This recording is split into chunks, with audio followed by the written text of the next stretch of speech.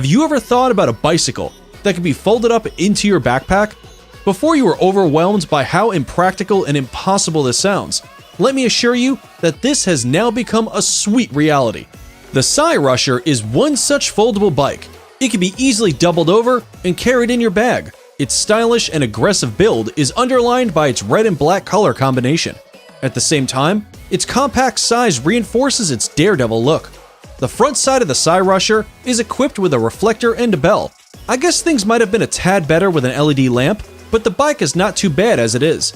A small multifunctional screen is also affixed to its handle. This screen will give you important insights into the bike's dynamics when you are on the move. Notwithstanding its compact size, the Rusher is unparalleled when it comes to power, with an unbelievable maximum speed of 32 kilometers per hour. It is safe to say that this tiny bike is actually a beast in its own right.